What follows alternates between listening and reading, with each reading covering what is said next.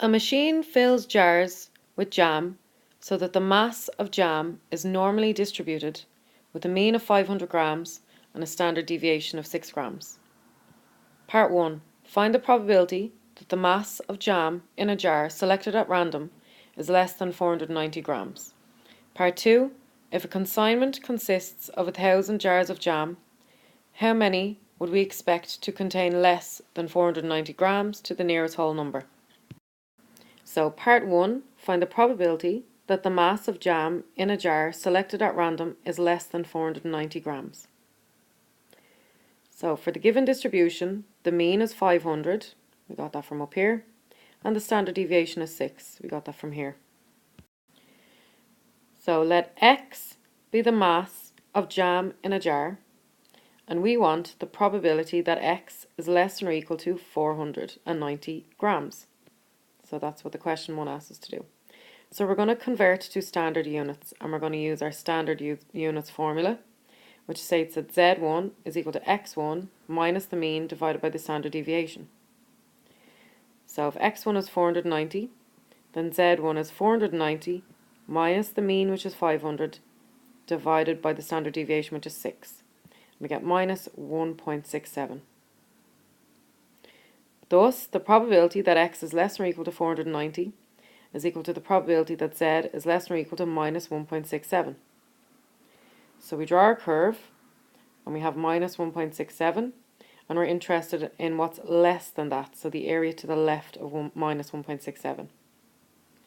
Now, we cannot use minuses when we're using our formula tables, so we're going to have to manipulate our inequality. So the probability that Z is less than or equal to minus 1.67 is the same thing as the probability of Z greater or equal to positive 1.67. So positive 1.67 is about here, and if we got the area to the right of that, so it's greater than that, it's the exact same area as what's to the left of it. So we want the probability that Z is greater or equal to 1.67, but we can't get the probability that Z is greater than something, we can only get the probability that Z is less than something.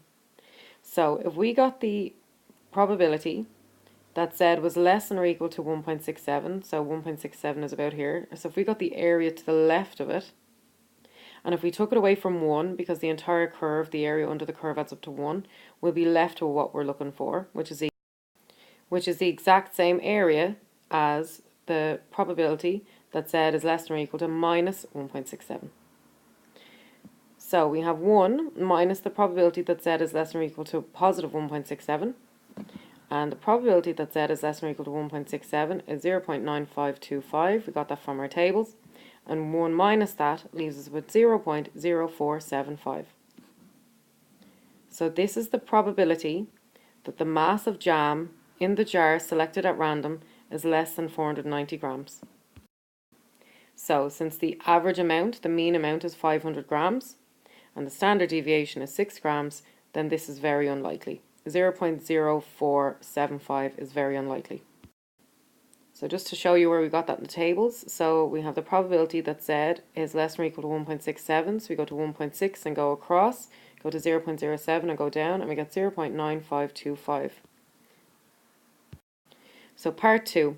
If a consignment consists of 1,000 jars of jam, how many would we expect to contain less than 490 grams to the nearest whole number? So remember in part 1 we worked out the probability that this happens to be 0.0475. So from part 1 we would expect 0.0475, which is equal to 4.75%, of the jars in the consignment to contain less than 490 grams.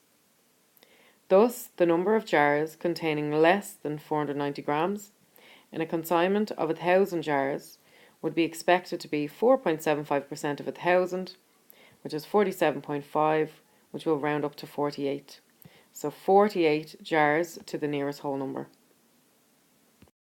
So out of 1,000 jars of jam, we expect about 48 to contain less than 490 grams.